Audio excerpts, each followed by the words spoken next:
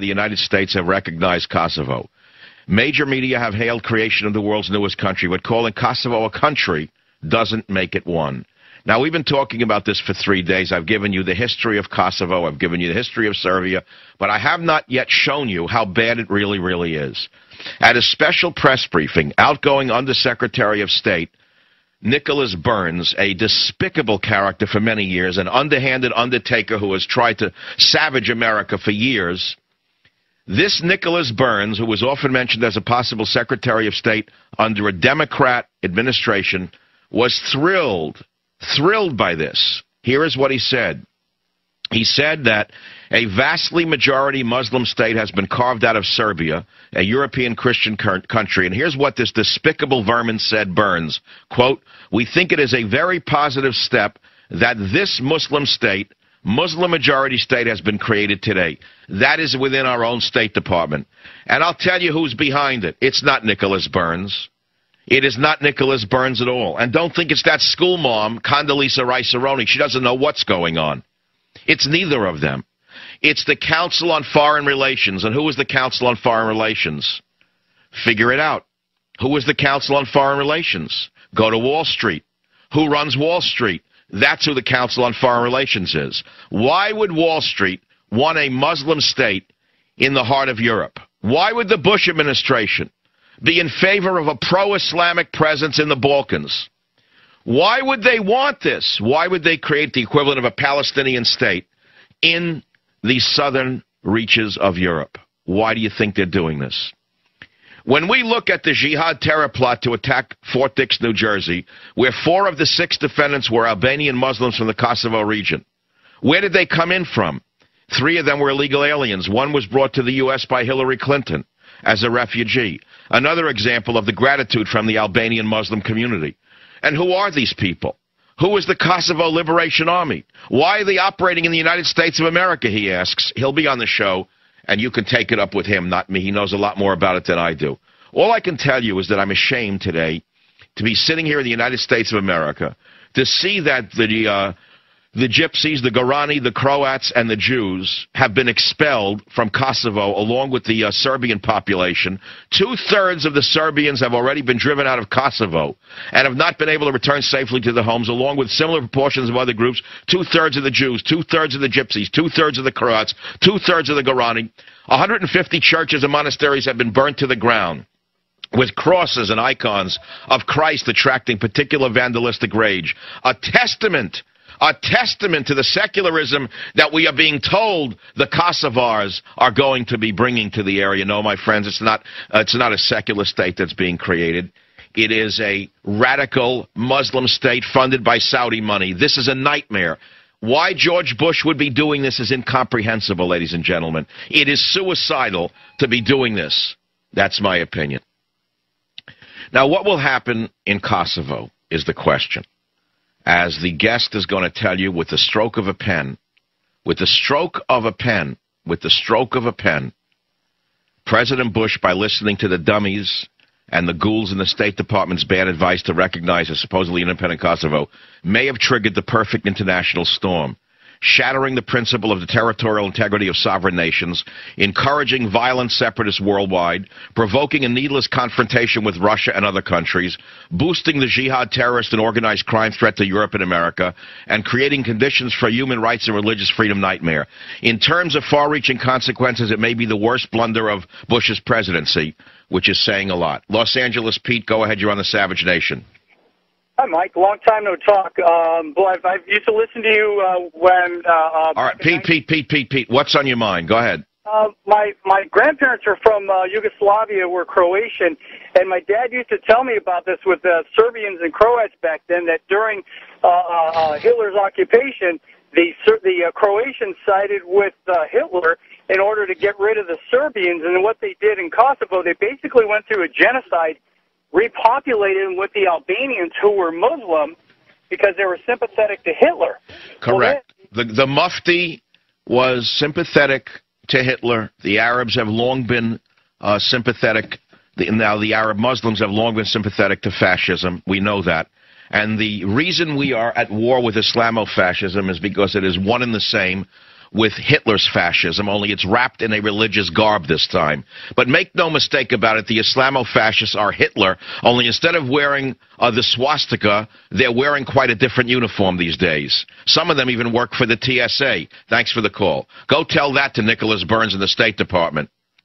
Franco, Los Angeles, 830 on the dial. Your opinion counts on the Savage Nation. Go ahead, please.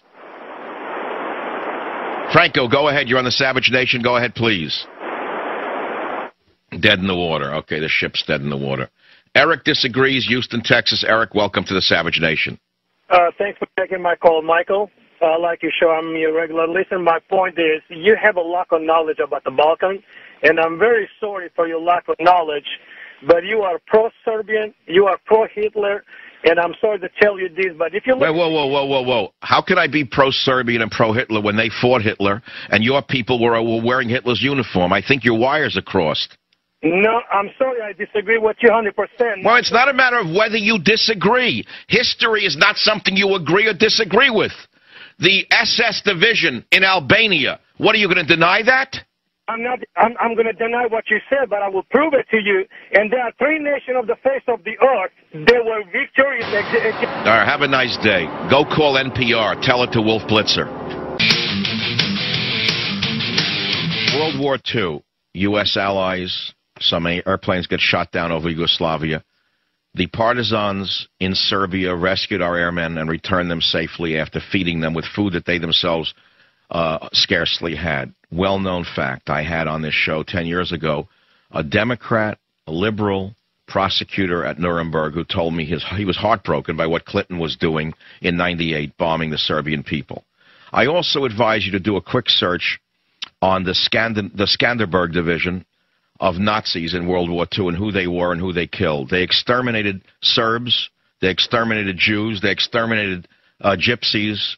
They ethnically cleansed Kosovo of Christians, of Jews, and of gypsies. That's the subtext of what we're talking about. Now, as far as the other side of the aisle goes with McCain, I've said 20 times, I've said it once. I'm not a McCain hater, unlike some in the media who've painted themselves into a corner, and I don't know how they're going to get out of it. With McCain, we'll get 65% of what we want. With Obama, we're liable to get minus 65% of what we want. With Hillary, we'll get 10% of what we want. And that's because she's an establishment candidate. We pretty much know where she's going to stand. She'll wreck the borders. She'll destroy the border fence. She'll make language meaningless. It'll become a polyglot, balkanized America, which is what the international community envisions for us. They want this country to become balkanized, and they want to do so by turning race against race, religion against religion, and make no mistake about it. That's the plan of the International New World Order, which is to break the hegemony of the United States of America by having one group attack another and keep it on a low boil. That way they can get away with what they've been getting away with for decades, only they can continue to do it in spades. That's the way I see it, and I think millions of you see it the same way. And that's exactly what the problem here with Kosovo. Genocide has been committed in Kosovo. This will provoke an attack, further attacks upon the Serbs, the Jews, the Gypsies, and other minority groups in Kosovo who have been there for ages. And how the State Department can glorify the establishment of an Islamist state in Kosovo is incomprehensible to me. I do not understand how you people don't understand the danger that this poses. What Washington is trying to inflict upon the poor Serbs today could be the fate of the American Southwest tomorrow. I said that to you yesterday. If you start to encourage separatist movements, you have no idea where this is liable to end. And Israel? Israel doesn't know what to do. Israel, of course, is a puppet of Washington. We know that. But you can't say that. You're supposed to go, ooh, what he said. Israel's a puppet of the United States State Department, which is why it's in disrepair right now. It is no longer an independent nation. If it ever was one, it is still, right now, more so now a puppet of the State Department than ever before. So you've got Israel standing there, and they're afraid to know what they're afraid because they don't know what to do. They're afraid of angering Washington.